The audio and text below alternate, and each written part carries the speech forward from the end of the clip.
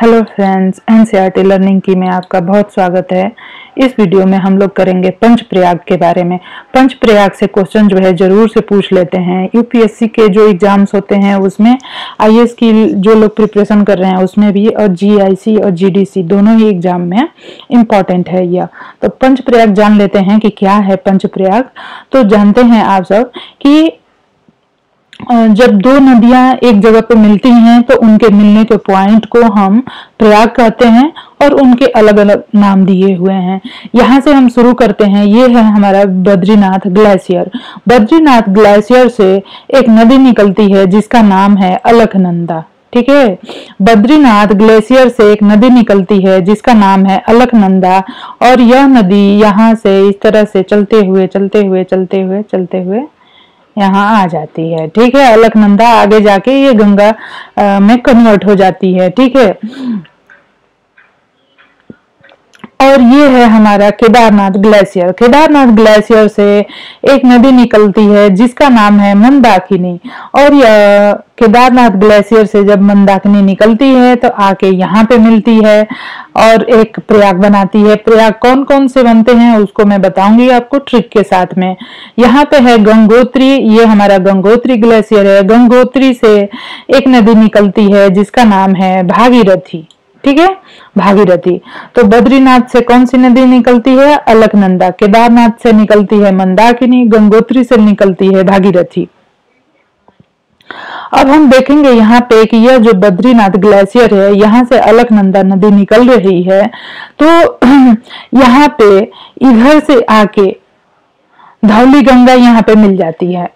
ठीक है, धौली गंगा यहाँ पे आके मिल जाती है। सेकेंड जो आके मिलती है वो है नंदाकिनी। ठीक है, नंदाकिनी।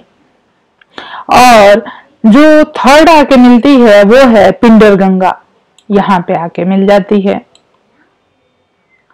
तो दो नदियों के मिलने के पॉइंट को हम प्रयाग कहते हैं, और इसका हम लोगों ने कुछ नाम दे रखा है। और इन नामों से जो है ये क्वेश्चन पूछे जाते हैं कि अलकनंदा में जब धौली गंगा मिलती है तो कौन सा प्रयाग बनता है? तो यह है विष्णु प्रयाग। अलकनंदा नदी में जब मंदाकिनी नदी आके मिलती है तो कौन सा प्रयाग बनता है? नंद प्रयाग। ठीक है, और ये जब अलकनंदा नदी में पिंडर गंगा आके मिलती है तो कौन सा प्रयाग बनता है? कर्ण प्रयाग। उसके बाद अलकनंदा नदी में जब आके, ये नदी इधर से आ रही है, ठीक है, इसका डायरेक्शन अलग है। मंदाकिनी जब आके मिलती है तो कौन सा प्रयाग बनता है? रुद्र प्रयाग। उसके बाद जब भागीरथी अलकनंदा में आके मिलती है तो यहाँ पे बनता है देव प्रयाग। ये नदी भी इस डायरेक्शन से आती है। तो यहाँ पे हम देख लेते हैं ट्रिक याद करने का। विष्णु प्रयाग, विष्णु भगवान क्या है? सबसे देव में देखा जाए तो सबसे बड़े हैं। ठीक है, तो सबसे बड़े देवता हो गए विष्णु प्रयाग। तो सबसे पहला हम यहाँ पे धौली गंगा से आके मिलके जो बनता है विष्णु प्रयाग हो गया।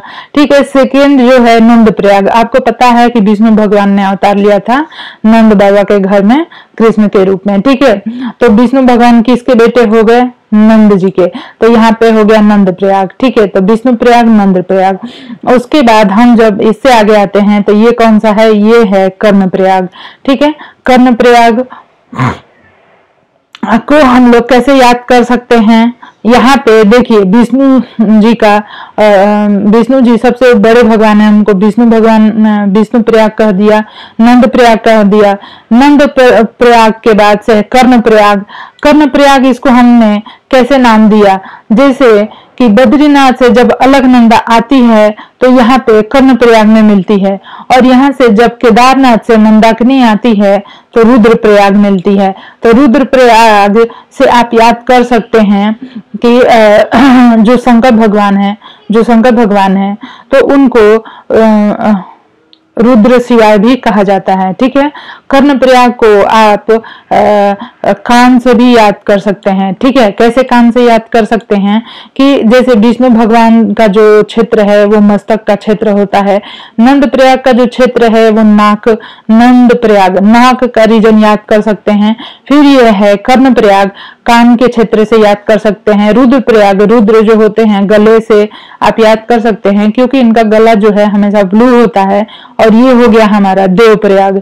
देवप्रयाग आप ऐसे याद कर सकते हैं कि जितने भी देवतागण हैं जैसे इंद्र आदि, वो सभी जो है रुद्र जो शिव जी हैं उनके अंडर में आते हैं। तो रुद्रप्रयाग के नीचे आ जाएगा देवप्रयाग।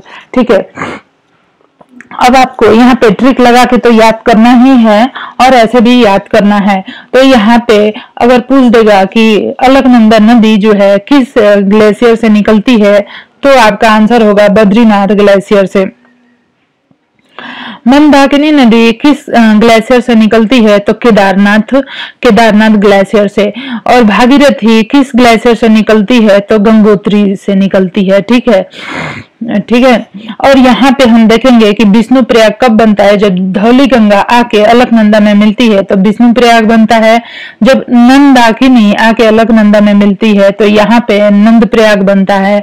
और जब पिंडर गंगा आके मिलती है कहाँ पे, अलकनंदा से, तो यहाँ बनता है कर्ण प्रयाग। ठीक है, तो इस तरह से याद करना बहुत ही आसान है। अगर आपने अभी तक मेरे चैनल को सब्सक्राइब नहीं किया है तो तुरंत सब्सक्राइब कर लीजिए और बेल आइकन को भी तुरंत प्रेस कर दीजिए, जिससे कि जो भी मैं वीडियो डालूं वो तुरंत आपको मिलता रहे। धन्यवाद।